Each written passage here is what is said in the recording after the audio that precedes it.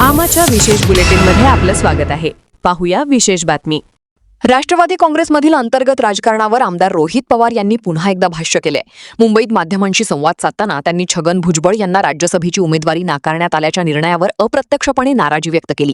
यावेळी रोहित पवार यांनी कोणाचेही नाव न घेता पक्षातील काही वरिष्ठ नेत्यांवर टीकास्त्र सोडले। भुजबळ यांच्यासारख्या ज्येष्ठ आणि अनुभवी नेत्याला संधी नाकारण्यात आल्याबाबत त्यांनी प्रश्न उपस्थित केले। त्यांच्या वक्तव्याचा रोख राष्ट्रवादीचे वरिष्ठ नेते प्रफुल्ल पटेल आणि सुनील तटकरे यांच्याकडे असल्याची चर्चा राजकीय वर्तुळात रंगली आहे।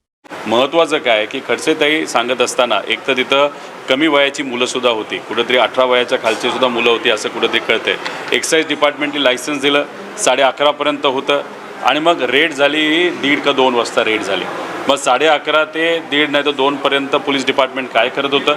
पोलीस डिपार्टमेंटला हे कळत नव्हतं का? कारण का गावात जर एखादी पार्टी होत असेल तर तिथं आवाज हा येत असतो, लोक सांगत असतात आणि मग अशा ठिकाणी तुम्ही उशिरा येता, त्यात 178 लोक असतात, त्या ठराविक लोकांवरच तिथं कारवाई केली जाते, त्याच्यात ठराविक लोकांवरच चेकिंग केलं जातं, बाकी मोठे मोठे पैशावाल्यांना सोडून दिलं जातं। ही दुटप्पी भूमिका कुठं ना कुठंतरी अतिशय राजकीय भूमिका असं आमचं त्याच्यामध्ये त्या ठिकाणी मत आहे।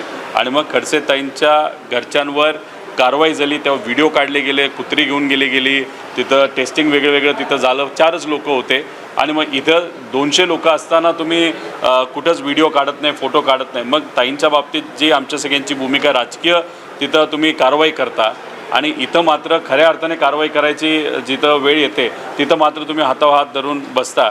फुगेवाडी असू द्या, हडपसर असू द्या, तिथं जी काही खोटी दारू नाहीतर ज्याला आपण हातभट्टीची दारू तिथं विकली गेली, त्याच्यात दुर्दैवाने 18 ते 20 लोकांचा मृत्यू झाला। मग कुठे ना कुठेतरी मला असं वाटतं की प्रशासन जे आहे ते कमी पडतं आहे आणि काही खास लोकांना वाचवण्याचा प्रयत्न हा राजकीय नेत्यांकडून सुद्धा तिथे केला जातो। राज्य उत्पादन शुल्काच्या मंत्री या राज्याच्या उपमुख्यमंत्री आहेत स्वतः सुनेत्रा पवार, त्यांना काय तुम्ही आव्हान कराल? खरं तर त्यांचं लक्ष त्यांच्या डिपार्टमेंटकडे नाही आहे का?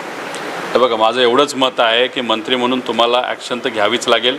एक तर तुम्ही पालकमंत्रीसुद्धा आहेत त्या जिल्ह्याचे, प्लस तुम्ही या विभागाचे तिथं मंत्री आहात, त्यामुळे लवकरात लवकर जो कोणी जबाबदार अधिकारी असेल त्याच्यावर कारवाई होणं पण तितकंच महत्त्वाचं आहे। पण पोलीस डिपार्टमेंटला सुद्धा आम्हाला सांगायचं आहे की दुसऱ्या डिपार्टमेंटच्या डोक्यात खापर पडून होत नसतं, त्याला जबाबदार जर कोण असेल तर पोलीस डिपार्टमेंटसुद्धा जबाबदार आहे आणि तिथं एक्साईज डिपार्टमेंटसुद्धा जबाबदार आहे। त्याचं कारण असं की जर तुम्ही रेड टाकत असाल तर ते पोलीस डिपार्टमेंटच्या अंतर्गत येतं आणि मग तिथं रेड टाकल्यानंतर ठराविक लोकांचंच तुम्ही ब्लड सॅम्पल घेता आणि बाकीच्यांना तुम्ही वाऱ्यावर सोडून देता। मग ही दुटप्पी भूमिका तुम्ही का घेतली? कोणाचं प्रेशर होतं? कोणाची मुलं होती? कोणी तुम्हाला फोन केला? या सगळ्या विषयाकडे कुठं ना कुठेतरी लक्ष गेलं पाहिजे असं आमच्या सगळ्यांची मागणी आहे। दादा, एक दुसरा प्रश्न आहे। आज पुन्हा एकदा छगन भुजबळांनी बोलताना कुठेतरी नाराजी व्यक्त केली आहे। सगळेजण कष्ट करत असतात, मात्र कष्ट न करता काही जणांना लवकर यश मिळतं असं देखील त्यांना। बघा, त्या पक्षात काय चाललं याचं आमचं काही घेणं देणं नाही। एका भाईजीली त्याच्या दिवाणजीला तिथं खासदार बनवलं, एका नेत्याली मुलाला खासदार बनवलं। खरं तर आमच्या सगळ्यांची अपेक्षा होती, नाही तर आम्हाला असं वाटत होतं की भुजबळ साहेबांना कुठं ना कुठेतरी त्या ठिकाणी संधी दिली जाईल, पण एवढ्या मोठ्या नेत्याला तिथे डावललं गेलं, तो त्यांचा पक्षाचा विषय आहे। त्यामुळे कुठं ना कुठेतरी आपल्या दिवाणजीला आणि मुलाला सेट करण्याच्या नादामध्ये तिथं मोठे जे काही अनुभवी नेते आहेत त्यांना बाजूला ठेवलं जातं आणि प्रामाणिक कार्यकर्ते पदाधिकारी जे अजितदादांबरोबर प्रामाणिक राहिले, अजितदादांसाठी अनेक लोकांनी लढा लढला, यांना मात्र त्या ठिकाणी काय दिलं तर गाजर दिलं।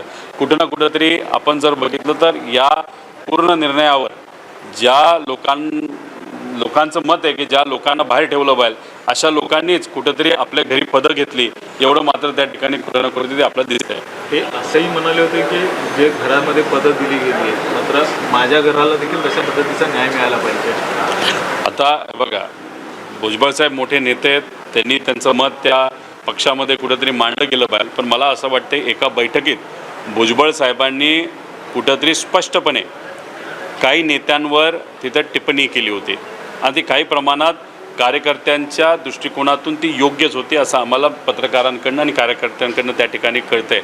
मग भुजबळ साहेबांसारखा एवढ्या मोठ्याने टिप्पणी कार्यकर्त्यांच्या वतीने त्यांच्या पक्षामध्ये एका प्रमुख नेत्यांबद्दल त्यांच्याच पक्षाच्या केल्यामुळेच कदाचित एवढी मोठी किंमत ही भुजबळ साहेबांना त्या ठिकाणी त्या पक्षामध्ये मोजायला लागली असावी असं कुठेतरी आम्हाला समजतं। आमा चॅनलला लाईक करा, बातमीला शेअर करा, सबस्क्राईब फॉलो करायला विसरू नका।